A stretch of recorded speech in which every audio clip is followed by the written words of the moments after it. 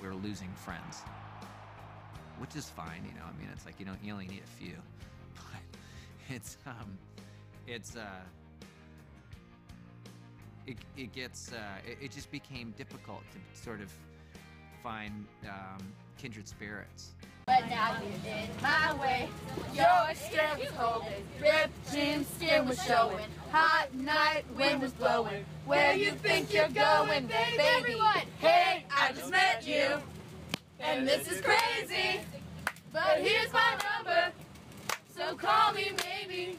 It's hard to look right at you, baby. So here's my number, so call me maybe. I started to feel it again, and I've always wanted that. I've always been almost naive about it, where I wanted to make those kinds of relationships.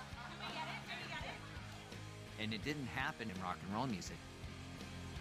It happened in theater.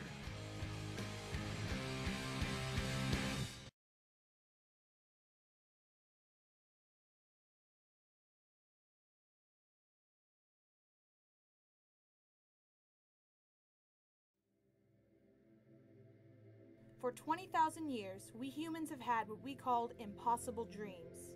Space travel, time travel, telepathy, to live other lives, to raise the dead, to create living creatures, to live forever, eternal youth, unity with our fellow humans. Philosophers and spiritualists have used magic, alchemy, intellect, voodoo, and physics in quest of these goals. Some have been attained by science. Some still evade us. Some, even science calls impossible. And yet, for all these thousands of years, we have already possessed those treasures.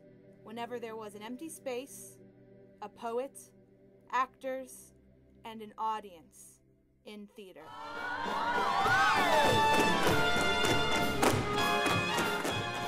Space travel. The bare stage behind me with a few words and a pantomime skill becomes the surface of the moon or the center of the earth. On this stage we can be in Arabia or Iceland, Okinawa, Elsinore, Brigadoon, Oklahoma, the South Pacific, or our town. Time travel? On any evening, afternoon, or early morning, we can return to ancient Egypt, classical Greece, imperial Rome, Elizabethan England, the France of Joan of Arc, California and the Gold Rush, or in one play, travel from Cairo to Paris to Istanbul and to Washington, D.C. Raise the dead? In any or all of these times or places, people live again. Sir Thomas More, Henry David Thoreau, Emily Dickinson, Mark Twain, Elizabeth herself, plus a million casual strangers some playwright met and liked or despised or wondered about centuries ago. But we do not merely watch these people, uncomprehending as tourists. At those moments when real living people would stand stuttering, stammering, or trembling with illiterate rage, these fascinating people open their mouths and speak their thoughts aloud. Hamlet comes on and in 10 words speaks the tormenting choice that underlies the ecstasies and agonies of every adolescent. Frankie Adams articulates the confusions and discoveries that mark the end of childhood. King Lear screams the anger of old age. And Eliza Doolittle, happily awake in bed, peeks from under the covers and confides in us that she could have danced all night.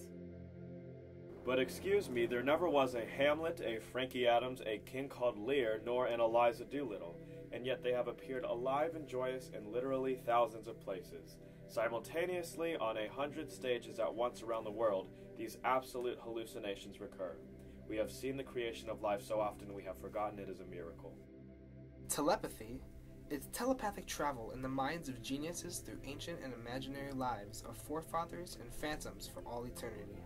What are the scientists and statesmen troubling themselves for? Aren't they sitting there in the dark beside us as we all, side by side, rank on rank, people who might not even be willing to talk to one another outside the theater, laugh together, and gasp together, and are not even ashamed to cry because we can hear that others in the dark around us are crying? Isn't it another kind of mind reading?